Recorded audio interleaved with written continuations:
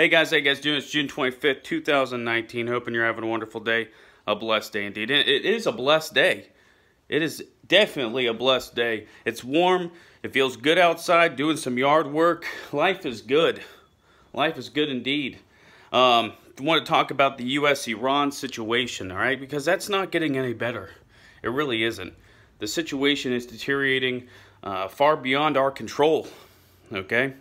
Woke up this morning and found out that the leader of Iran called the United States of America, or rather the White House and those in charge of the White House, said that they suffer from mental retardation, all right? That did not sit well with President Trump, right? He went on a little Twitter spree that happened earlier this morning, and he was very blunt with Iran, okay? He stated that if anything American was attacked at all, that he would react militarily, all right, with force, okay? It shattered his ego a little bit. Trump does not like stuff like that, and we know that, right? This just came out. Trump on Iran, U.S. won't need an exit strategy. Iran President Rouhani told France President Macron that he is not looking for war. They're trying to get the message out. John Bolton took to Twitter. He retweeted what President Trump stated. President Trump had harsh words for Iran, saying that John Kerry and Obama aren't in charge anymore. Okay? Iran's not allowed to do whatever they feel they want to do. Okay? Not without U.S. action.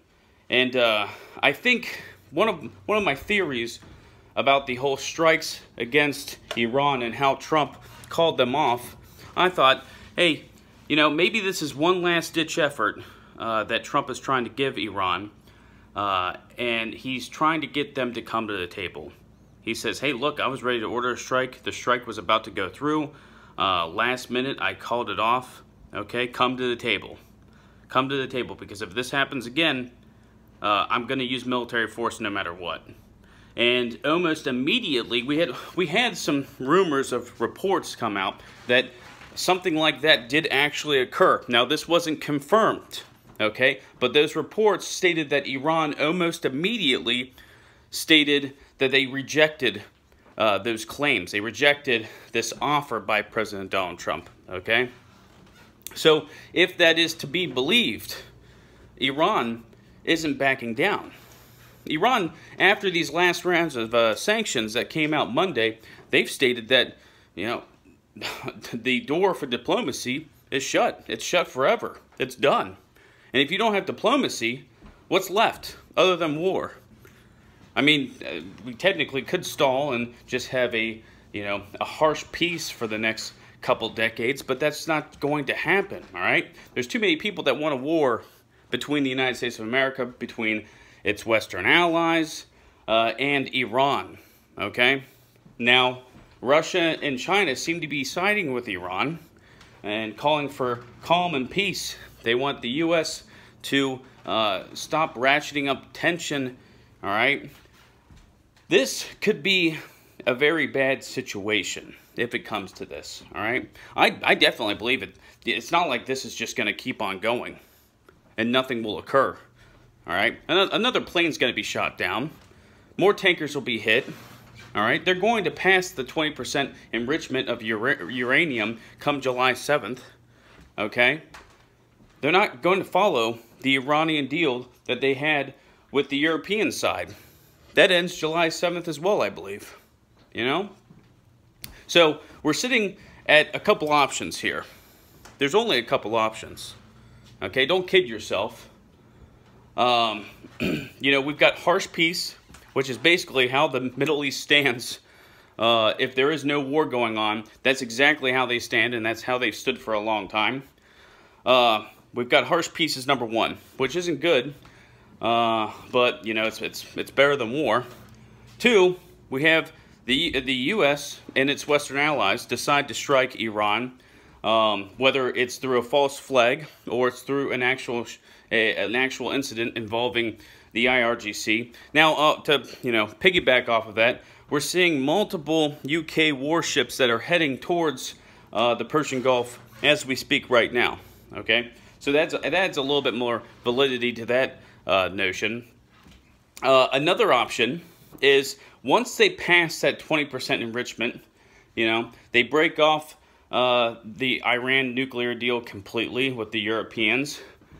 We see a strike from Israel and Saudi Arabia. That's completely possible. Trump may greenlight that to occur.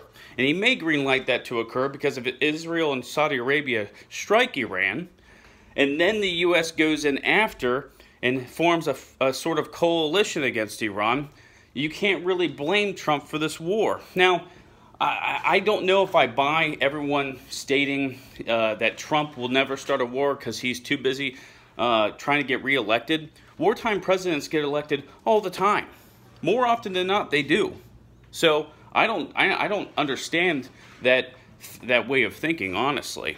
All right, but those are basically the only three options that I see. Either we strike Iran after an incident occurs again. Israel and Saudi Arabia strike Iran, or the third and least likely, in my opinion, things just stall out. There's a harsh peace. I'm not adding diplomacy into that because Iran has come out and stated that diplomacy is not going to work, and the Trump administration, all of their actions don't point towards diplomacy. They state that they're for diplomacy, but if you're for diplomacy, you would not be adding sanctions like they are. So I'm not even going to add that in the list of outcomes. I could be wrong. And if I am wrong, I'll state it. But those are the only options I see going forward with this situation, all right? If you guys think of anything else, let me know, okay? It's a beautiful day. Got to get back outside, cut the grass, and enjoy this weather, guys, all right? Gonna grab a beer, say a few prayers, and as always, keep my ass to the skies. God bless.